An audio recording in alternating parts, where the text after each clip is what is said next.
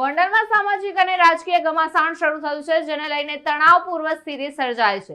તો વિવાદ વચ્ચે અલ્પેશ કથિરિયા ગોંડલ પહોંચ્યા, સાથે જિગીશા પટેલ અને તેમના સમર્થનો ઉમટી પડ્યા। સમર્થકોએ અલ્પેશ કથિરિયાનું સ્વાગત કર્યું, જ્યારે બીજી તરફ ગણેશ જાડેજાના સમર્થકોએ વિરોધ નોંધાવ્યો। ત્યારે અલ્પેશ કથિરિયા સહિતના આગેવાનો ગોંડલમાં આવતા મામલો બીચક્યો, તો જયરાજસિંહજીના પુત્ર ગણેશ જાડેજા સમર્થકો વચ્ચે આવીને વિનંતી કરી, સમર્થકોને કાયદો વ્યવસ્થા તૂટે નહીં તે માટેની આજીજી કરી।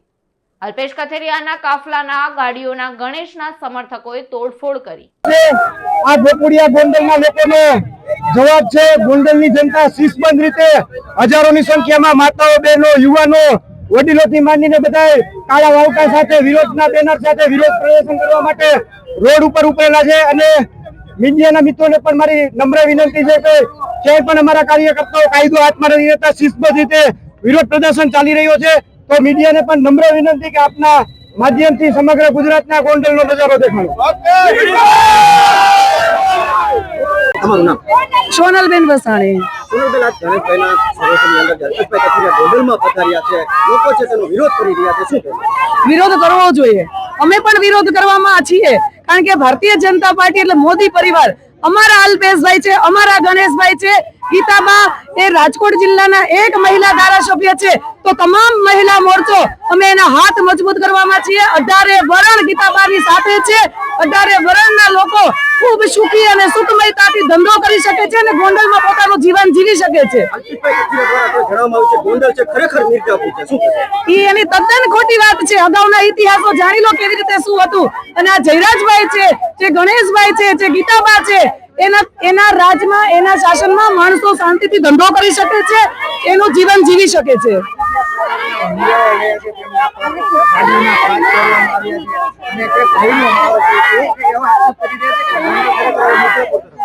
એટલે આજે હુમલા થયા છે એ તો ઉલટી વાત કરે છે। અમે અહીંયા બેઠા છીએ સવારના, ત્યારે એ લોકો આડે ધડ ગાડી લઈને નીકળ્યા છે અને અહીંના લોકોને નુકસાન કર્યું છે, પણ આવ્યા છે તો કઈક તો બહાનું જોઈએ, એટલે એ લોકો ઊંધા આક્ષેપો કરી રહ્યા છે। એવું જ છે, ગણેશભાઈ ઉપર એને કોઈ પણ રીતે વંટોર વેરવો છે, એટલે ગમે એ રીતે એ ઊંધું કરી રહ્યા છે। ગોંડલ છે ને, ગોંડલ ગુજરાતની અસ્મિતા બચાવવામાં સરદાર વલ્લભભાઈ પટેલનો મોટો સહયોગ સિંહ ફાળો છે। તો એ પાટીદાર સંતાન અહીંયા ખૂબ શાંતિથી જીવે છે, એટલે અહીંની શાંતિને ભંગ કરવાનો કોશિશ કોઈ ના કરો। મારું નામ શીતલ કોટડિયા છે અને અમારું ગોંડલ છે ને એ ભય મુક્ત છે। આ લોકો એમ કે છે ને કે ભય છે ગોંડલમાં, પણ અમારું ગોંડલમાં કદાચ અમે 2 વાગે કે 3 વાગે નીકળીએ ને તો એમને કોઈ જાતનો ભય હોતો નથી। અને ગણેશભાઈ, ગીતાબા અને જયરાજ બાપુ એમનો પરિવાર હર હંમેશા હોય જ છે કે ગમે ત્યારે સાથે છે, અને 2 વાગે કે 1 વાગે તમે કેમ કોલ ન કરો તો પણ એ જવાબ આપે છે અને એમના દરવાજા ખુલ્લા જ છે। તો જિગીશા પટેલ દ્વારા પણ એમ કહેવામાં આવે છે કે લોકો પટેલ લોકો છે તે દરબાર લોકોથી ડરી રહ્યા છે, તો શું કહેશો? પાટીદાર, અમે પાટીદાર જ છે, ઈ સાવ છે ને ખોટી વાત છે। અને અમે લોકો, અને જો અમારે અહીંયા નગરપાલિકાના પૂર્વ પ્રમુખ એ પાટીદાર હતા, અત્યારે હું પૂર્વ પ્રમુખ જ છું, અને અત્યારે જે હાલ પ્રમુખ છે ને ઈ પાટીદાર જ છે, એટલે કદાચ ઈ ખોટી વાત છે જિગીશાબેન ને। અને જો આંખમાં કમળો હોય ને એ લોકોને પીળું જ દેખાય। હું રેખાબેન સિણોજીયા, રાજકોટ જિલ્લા મહિલા મોરચામાં મહામંત્રી હતી, અત્યારે ભાયાવદર નગરપાલિકા પ્રમુખ છું। શું કહેવું બેન? મારું કહેવાનું એટલું જ છે કે ભૂતકાળની અંદર અમે પણ પાટીદાર સમાજનું આંદોલન કરીને જેમાંથી ઉદ્ભવીને આવ્યા છીએ, તો અત્યારે જે તે આ ટોળકી આવી છે પાટીદાર સમાજને ગોંડલની અંદર ગુમરાહ કરવા માટે, કે ગોંડલની અંદર આટલી સુખ શાંતિ અને બધા એકી 18 વરણ શાંતિથી જીવે છે, તો એને કેવી રીતના આપણે ગુમરાહ કરીને ગુજરાતની અંદર ગોંડલનું નામ ઓલું કરીએ, એ માટે આ ટોળકી આવી છે।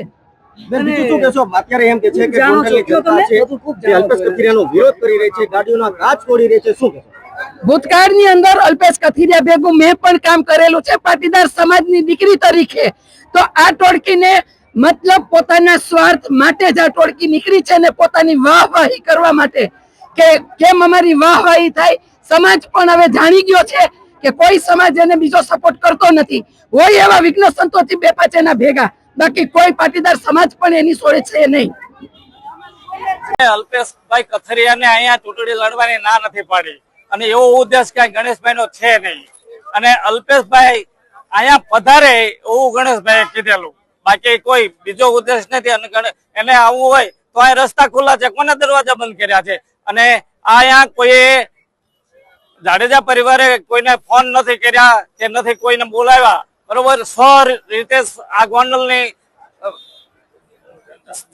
પ્રજાઓ આવ્યા છે, બરોબર, જેથી અને એ ગોંડલ ના સારા કાર્ય માટે જ બધા ભેગા થયા છે. અને અમારા બીજો કોઈ વિરોધ નથી. બાકી અલ્પેશભાઈ કે ભાઈ ચૂંટણી કોણ લડે છે, તો 30 વર્ષથી જાડેજા સાહેબ માજી ધારાસભ્ય જો આવું સરસ કાર્ય કરતા હોય, બરોબર, તો એના માટે અમે સહકાર ખંભે છે ખંભો મિલાવી અને સહકાર દેવા તૈયાર છીએ. અને ગોંડલના ખૂણે ખૂણે પહોંચો અને ચોકે જગ્યાએ જઈને પૂછો કે ભાઈ શું એમની કામગીરી છે કેવી નથી.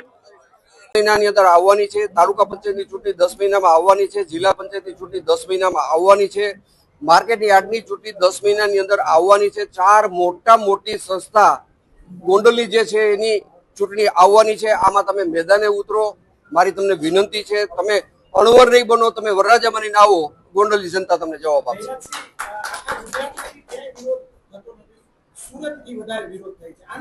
મને એ ખબર નથી પડતી.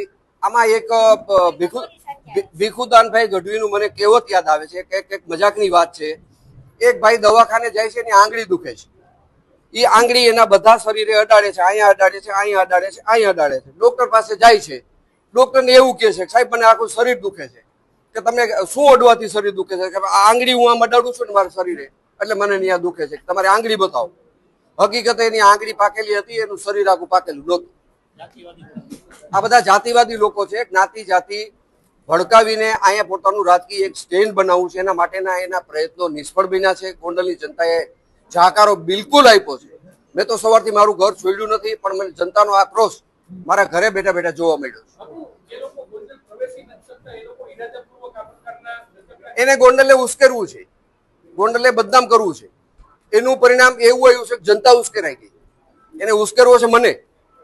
મારો એવો સમય નથી. જનતા મારી સાથે છે અને જનતા ઉશ્કેરાઈ ગઈ છે અને જનતા એમનો જવાબ આપેલો છે.